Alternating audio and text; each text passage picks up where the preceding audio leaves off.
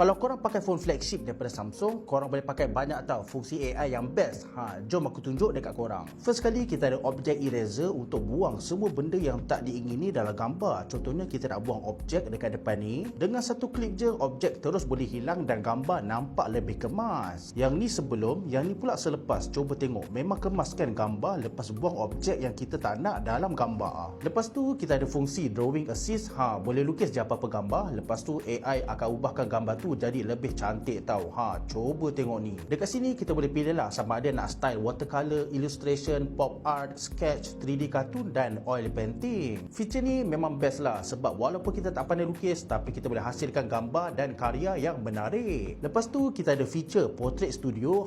Feature ni kita boleh ubahkan gambar jadi comic, 3D cartoon, watercolor ataupun sketch. So jom kita try ubah gambar aku ni jadi gambar 3D cartoon. Cuba tengok hasil dia. Memang nampak realistik dan nampak 3D tau. Memang sesuai lah kalau nak buat profile picture. Aku ada buat banyak tau. Cuba korang tengok mana gambar yang paling handsome. Pilih-pilih. Mana satu yang paling best. Next kita ada fungsi audio eraser. Yang ni kita boleh buang bunyi yang tak diingini dalam video. Kita boleh pilih tau sama ada nak buang voice ataupun nak buang noise. Sekarang ni aku tengah rekod video pakai Samsung Galaxy S25 Ultra dan macam korang boleh dengar, aku ada buka bunyi bising dekat background. So jom kita try pakai audio eraser untuk buang bunyi bising tu.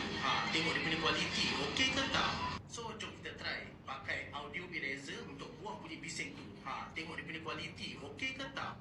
Memang beza betul weh. Bunyi dekat background memang hilang habis. Yang bestnya kalau kita pakai audio eraser ni, kita siap boleh buang tau music dekat dalam music video. So kita cuma ada dengar dia punya vokal je.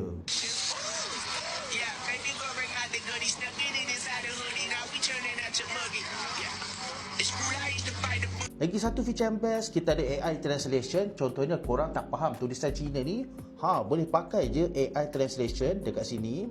Tekan lama-lama, lepas tu tekan butang translate kat situ.